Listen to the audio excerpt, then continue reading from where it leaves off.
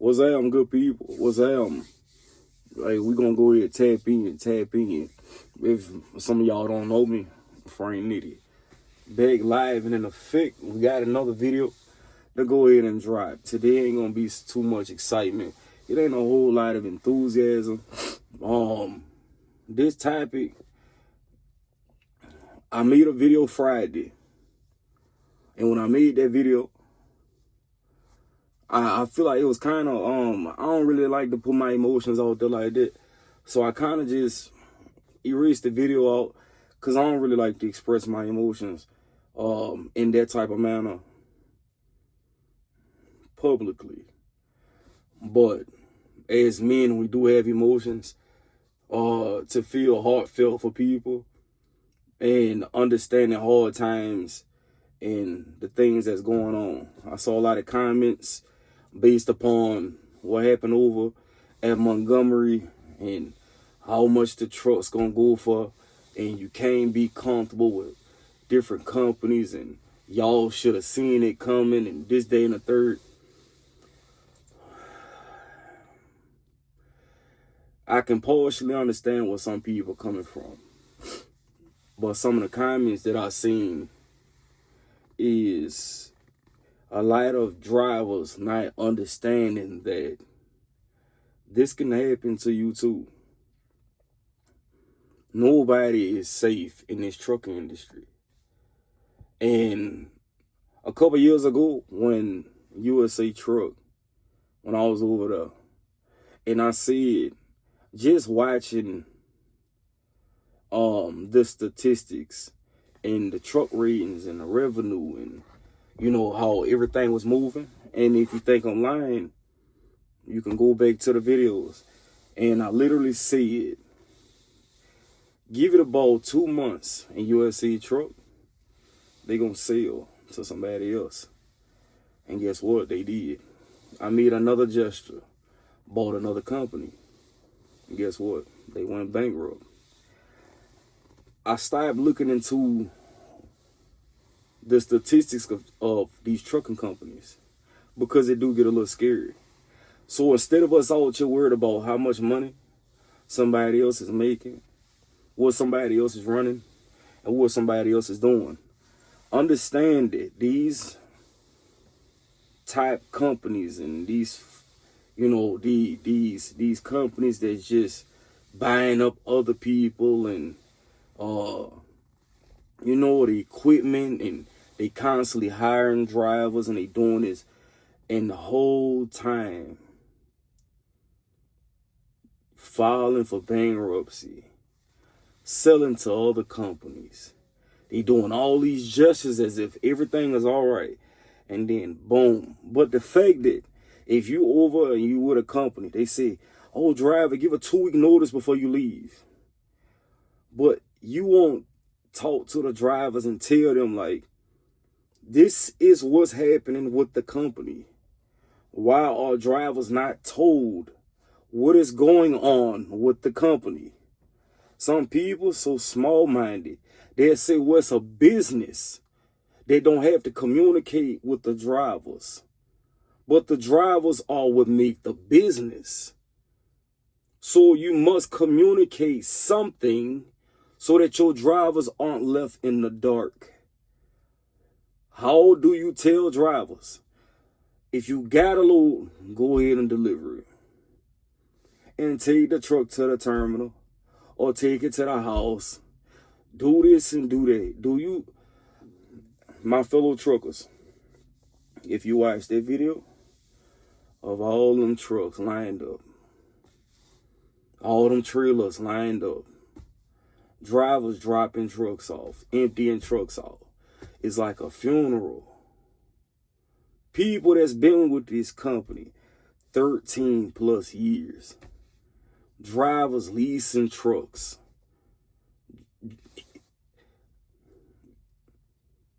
1,000 people left in the dark in one day. And I know some people gonna have in the comments, well, I'm pretty sure this and that.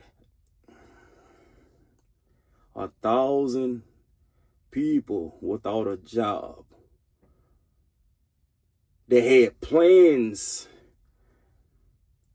on future vacations, future outings with family, future events, future goals, just to be snatched away in a day. This ain't about how much a rate is. This ain't about what you get paid weekly, how long your lease term is. It's not about none of that. Think about the humanity side of it. These drivers come to work. We come every day, pick up, deliver, sacrifice our lives mile after mile, just to be told on one day, turn it all in. And then there's, oh yeah, this company's gonna buy all this. This company's trying to buy that. But these people are without a job until they go do an application somewhere, go through orientation, and then get on with a company. The emotional trauma. Picking up emotional trauma while transferring it to another company. You know how devastating that is? This ain't just like I left this company. I already had this plan. No, this is hit a brick wall, figure out a way to dig a hole through it. With the way that the economy is, and the way these trucking companies is just being bought out. Then you got, Heartland Express, prime example. It's like buying out companies, and then they bought the turnaround. When some of these major companies start just buying everything, you don't see how eventually they file bankruptcy, or they just go out, they just close the doors completely. It's not always, they buying, we doing good. No, they buying because they trying to stay afloat. But if they not able to stay afloat, the bankruptcy hit. And then next thing you know, the doors is closed. So, wherever you are as a driver, or if you are one of them drivers that's making the comments and you know it all, bro, it could be you. I'm on an operator, leased on to a company. These people close their doors. Guess what? They leave owner operators, lease operators, company drivers to lease on someone else. There's nothing we can do about it. My advice to people, drivers, have your backup plan. The meaning of savings in a rough time. Like, you have to prepare for stuff like this. These companies, it should be mandatory. If you ask me, this is my personal opinion, with these companies out here, it should be mandatory to communicate with these drivers so that, hey, this is about to happen. And if this doesn't happen and this ends up happening, y'all need an exit strategy. We don't want y'all out here just, basically we tag you along and we're going to leave you out here to dry because plan A didn't work and B kicked in and now we don't have nothing else to do. I feel like it needs to, it's too many of these drivers, bro. If y'all see the reviews, it's real men out here crying behind this. Crying behind this. Because some drivers are barely making it and they looking forward to their next check. They can't afford to go there 2-3 weeks and, the bill gonna be behind and you gotta go through the orientation process and the drug testing and all. Some people don't have it set up that way. And when dude was basically saying, he been running 9 years. And the past year, he just been trying to get caught up because freight was bad. He was doing everything he could. And then now the doors unclosed. And now you got to find another way. These are real life things. Some people have support and all of that, where they can be backed up. And they can, have the assistance to be able to move around. Everybody don't have that. So some of y'all, when y'all drop down them comment sections on some of them videos, if you ain't seen them, check out TikTok, because that's where I saw a lot of them at. Have some sympathy for people. If they don't have some, I understand, bro, you should have money saved. You should have this. You don't know what rough times people are going through. So before you jump in somebody's comment section, just think about people like they humans. And just because you may have it right now, and I can never be put in that situation, bro, you're not God. Because the same way you could be up here, you could wake up in the morning and you live in somebody else's life. So don't never think you God. All praise to Yahuwah. Know who you are as an individual. You can be up here for a moment, and it take a long time to get up here, but it takes no time to get back down here. One simple mistake, accident, ticket, anything can put you right back square one. Major shout out to all them drivers over there in Montgomery, all the dispatchers. Hopefully somebody found some out.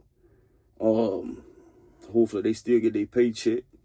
Hopefully these other companies can pick up and, accept these drivers and allow, just open the doors for a lot of drivers that came from over there.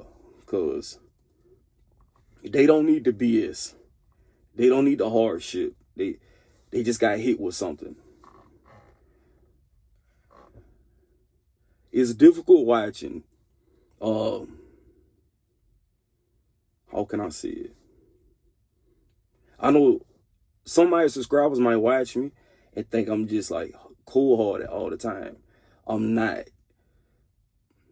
Watching grown men, because like I say, if we're not able to really voice our emotions or express our feelings a lot of times without being judged, this isn't the area for that. Watching grown men cry, watching the tears build up, hearing the tremble in drivers' voices and drivers telling their experience, hearing somebody say, I've been here 13 years and I got to get my truck back. Like, driving for a company, million-mile drivers, driver of the year, driver of the month multiple times, awards, every day jumping out, you're doing flatbed, putting your blood, sweat, and tears into this industry, just to be told we done closed the doors because we tried to do this. This occurred, so now we can no longer be operable. It's a tough one.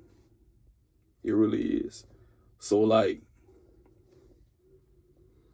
if you're a Montgomery driver, bro, definitely apologize for that happening. But for any other drivers that's older, bro, it can happen to you too. These drivers don't promise us security at all. They just every day sending loads. They're not gonna tell you how much money they're making. That's up to you to watch it. That's up to you to understand it.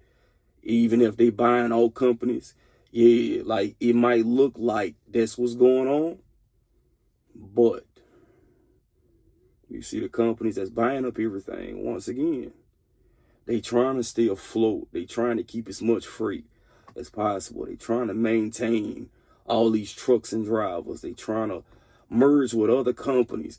Everybody is trying to stay afloat. So what do you think the trucking industry is coming to? Now you got refrigerator companies diving into flatbed, diving into step dig. You got flatbed companies going, picking up dry van. Everybody is trying to stay afloat. So to say, oh, my company's doing this over here, bro, give it a couple more years. I hate to say it, but in a lot of regions, trucking may be taking a plunge. A lot of drivers is quitting certain companies because companies not trying to pay out the drivers. They cutting the rate on freight. Companies can't pay drivers properly. Boom, drivers quit. Companies buy other companies to stay afloat with the revenue. Other drivers quit. Companies go under. Taxes go. It is too many. It's too many things happening at one time, and then you turn around and boom, bankruptcy. Sell to a German company. Sell to a Canadian company. In them Canadian companies, I'm seeing a whole lot of them red, white, and blue trucks. And it's like, it's nothing fishy here. It don't seem like. I'm peeping a whole lot of foreign trucking companies now. Either they buying it or they moving in. Pay attention to it. What the trucking industry coming to. And their foreigners are running the freight industry. Then what does that do for America? In order to move the freight industry, you're going to have to start owning stuff here, which they already been doing. So a lot of these big buildings and hospitals and apartment complexes, these expensive neighborhoods, a lot of them is owned by foreigners. I know for a fact, because I'm in the market for it.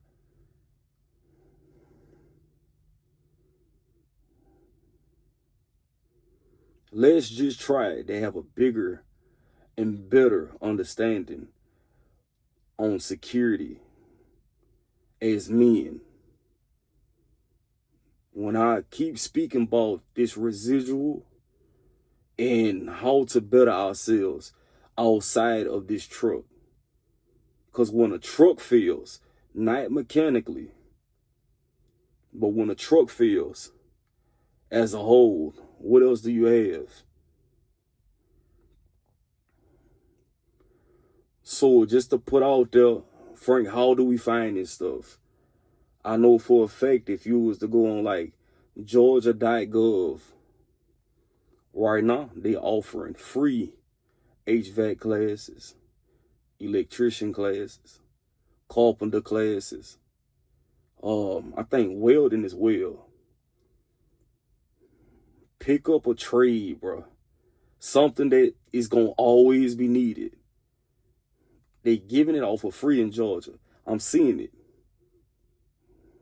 Some things I'm already certified in. You have to find something outside of the truck. Because when they park these,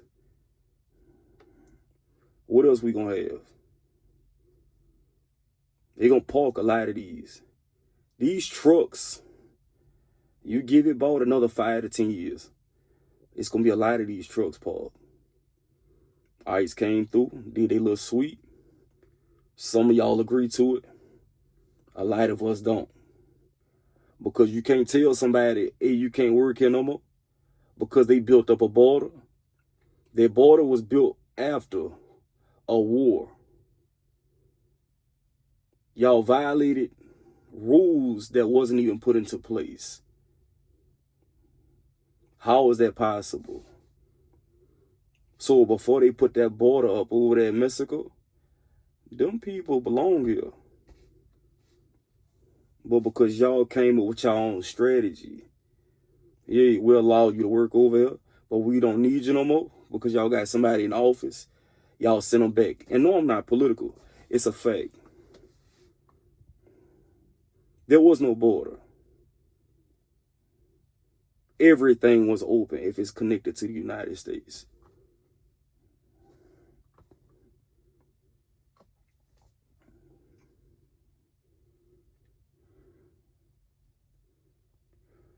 We got to get rid of this separation mindset and understand with the unity as a people, because we fighting the wrong wars over here. Once again, I'm not political. It's facts. We fighting each other. With the unity, we can expand the horizon of what we thinking and understand that there's more things we can do outside this truck to bring security. It's more networking that we could be out here doing. We shouldn't be confined to this truck and this is the only knowledge that we have. If trucking is all you know, you should know the logistics side. You should know how to dispatch, broker loads, how the rates go depending on the weight, what escort fees are, what the rules are in each state, what the rules are in certain cities, what certain bridge signs mean. Some of us don't even know all that because we confined behind this wheel. Some of these trucking companies own a lot of these warehouses. Some of these trucking companies own the broker agents. They own the agencies. Different companies booking through that trucking company. You picking up other company loads. They know the game. That's why when some drivers say, hey man, like, what is it to be an owner operator? Learn the game. Consume as much as possible. If you've watched me, I went from leasing a truck, jumping straight into being an owner operator.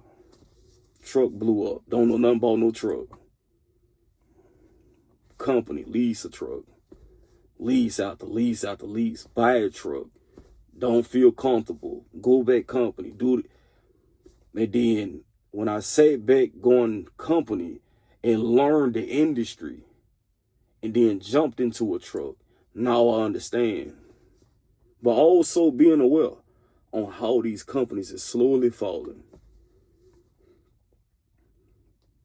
You count how many trucking companies that done went bankrupt in the past 5 years. How many companies done sold to another company in the past 5 years. Look at these big companies. Dasky sold to what? CFI or something like that? A German company? Then they just sell again. Then you got P&S. They bought all these companies. Then you got, it's just so many different umbrellas. They're just buying companies. And companies merging together. Like, what you think the trucking industry coming to?